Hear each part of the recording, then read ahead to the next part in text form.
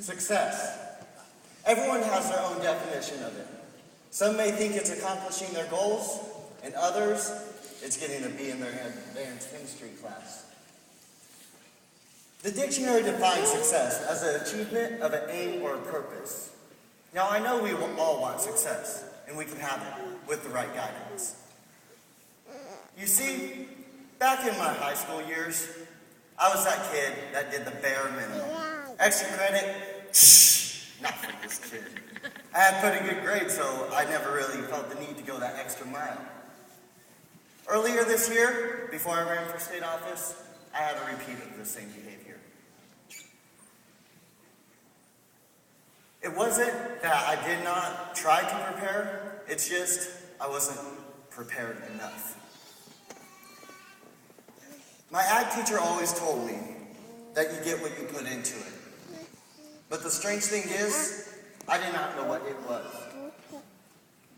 I should have done better to prepare, and I could have. We all strive, and we got to figure out our own goals. Success to me means a little bit different than you guys. Success for me is the process rather than the outcome. Because at the end of the day, win or lose, that's where the true growth comes from.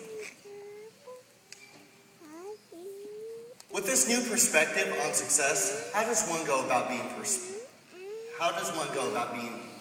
successful? First, I think we need to keep a constant eye on our progress. We not only need to focus on our daily activities, but also that long-term goal in mind. It's like when you're running a race and you see that finish line far, far away. But with every step we take, we are closer to succeeding. Earlier this year, whenever we visited your high schools, we gave out these gold cards to almost everyone we came into contact with. The purpose of these gold cards were for you to keep them in a spot that you will see them every single day. One of our state officers, Ms. Angie Lowry, takes this concept to a whole nother level. When I was at her house for one of our chapter visits, I went into her bathroom, and on her mirror, she took a dry erase marker and wrote down her goals, because that's what she wanted to accomplish, and that's what she would see every single day. In that same concept, we can take our own personal commitments to the next level, whether they be jobs, tests, or our goals. The second step, we need to find support and guidance. Who's there for you? And just as importantly, who isn't?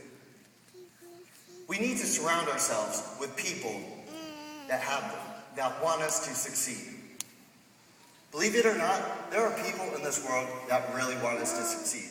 But sometimes, we're just too blind to see them. Think of it as the people holding you back as a ball and chain. And the people that want you to succeed are giving you the key to that chain to unchain yourself. Just like in the movie American History X. In the movie, the main character has a battle with an old friend. This old friend is trying to pull him back into a lifestyle that he left behind. Instead, he chooses to help his little brother reach his full potential, with the older brother as a shepherd and the younger brother as a sheep. The third, and probably the most important step is to know why you're going after it in the first place. Why are you going after your goals? You see, businesses and corporations have mission statements. We should too. We should have a definite reason for going after the things we want, and also what we're going to do once we accomplish it. This concept will be what keeps us on track whenever we go astray or lose that inner motivation. You see, we all can have success if we put our hearts and our souls into our goals. The trick is just to have the inner motivation to do it. I recently heard a story about two men. One wanted to teach the other what it was like to be successful and reach his full potential. The two men wade out into the ocean.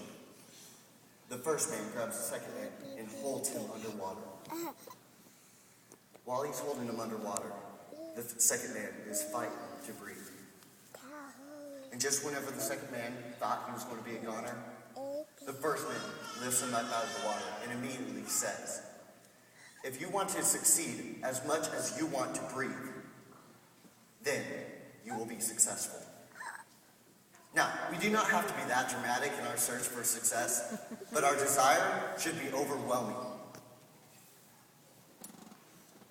There's only one question that I want to leave with you all here tonight, or actually this morning. That question is, how bad do you want it? No.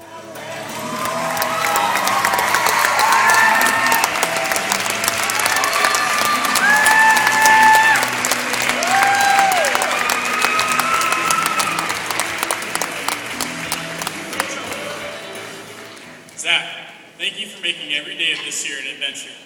Not only was it a pleasure to have you on the team, but it was also a pleasure to have you as one of my true friends. I now present you with your retiring flag.